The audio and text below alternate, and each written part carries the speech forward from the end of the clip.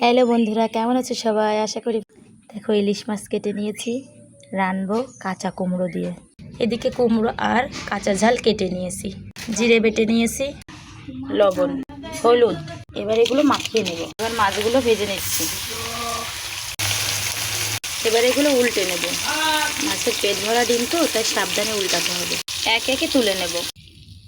তেল গরম হয়ে এসেছে, শুকনো লঙ্কা ফোড়ন দেবো, জিরে ফোড়ন দেবো। এবার কুমড়ো দিয়ে দেবো। এবার দেবো কাঁচা ঝাল, দিয়ে দেবো লবণ। এবার দেবো হলুদ। লাল লাল হয়ে এসেছে, এবার দেবো জল। এবার দিয়ে দেবো জল। এবার দিয়ে দেবো বেটে রাখা জিরে। একে একে মাছগুলো দিয়ে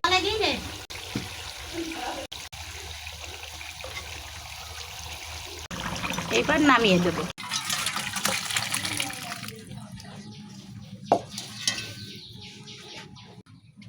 এই যে তৈরি হয়ে গেল কাঁচা কুমড়ো দিয়ে ইলিশ মাছ। আপনারাও বাড়িতে তৈরি করে একটু খেয়ে দেখবেন কেমন লাগে।